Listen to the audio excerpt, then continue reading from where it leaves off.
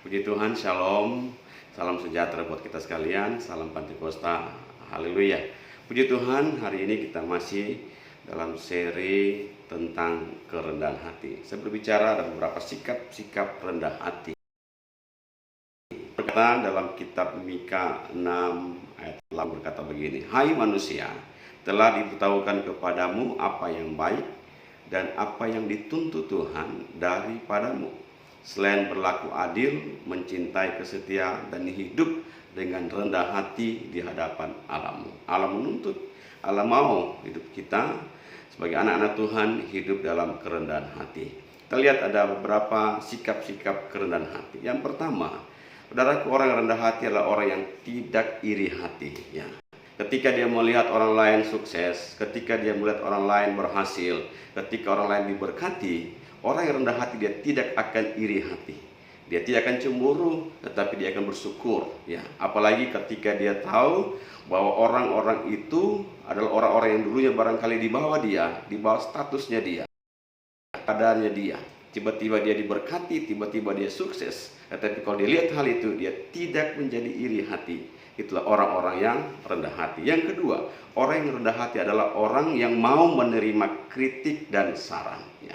Ketika dia dikritik, ketika dia disampaikan ada saran-saran disampaikan kepada dia, dia tidak menjadi emosi, dia tidak menjadi marah atau dia menjadi maraju, saudaraku. Tetapi dia akan menerima dengan senang kritikan itu.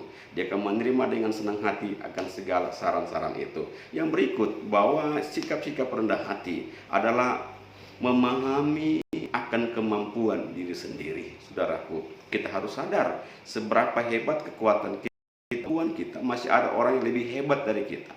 Masih ada orang yang lebih mampu dari kita. Masih ada orang yang lebih pandai daripada kita. Ketika kita punya skill, masih ada orang yang punya kemampuan, punya skill lebih daripada. Jadi orang yang orang yang rendah hati adalah orang yang menyadari, memahami akan keterbatasan dan kemampuan dirinya. Kemudian yang berikut, orang yang rendah hati adalah orang yang berani meminta maaf dan memaafkan. Siapa yang tidak pernah berbuat hal-hal yang kadangkala suatu kelalaian atau kesalahan? Ya. Saudara yang kasih, orang yang rendah hati ketika dia melakukan suatu hal yang salah, yang keliru, dia berani minta maaf dan berani juga mau memaafkan.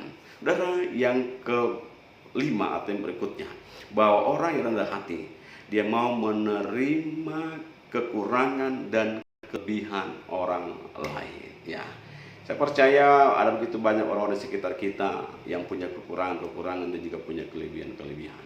Kalau dia rendah hati, dia akan mau menerima akan segala kekurangan-kekurangan mereka. Dia ada di sekitar mereka, walaupun dia lebih, orang lain kurang. Dia juga mau menerima keadaan ketika dia ada di sekitar orang-orang yang punya kemampuan dan dia orang yang dalam keadaan yang biasa saja. Orang rendah hati akan mau menerima tentang hal itu. Kemudian yang terakhir, rendah hati, orang-orang yang tidak banyak berbicara, apalagi berbicara tentang dirinya. Dia lebih banyak mendengar dan dia tidak banyak untuk menyampaikan tentang keadaan dirinya, kehebatan dan kemampuannya. Firman Tuhan, kita lebih cepat mendengar dan lambat berkata-kata. Itulah sedikit dari sikap-sikap rendah hati. Mari Allah menuntut kita menjadi orang-orang yang rendah hati sebagai anak-anak Tuhan, anak-anak ketegusannya, karena Tuhan juga adalah rendah hati. Puji Tuhan, Tuhan memberkati kita. Jumpa lagi di seri berikutnya. Haleluya.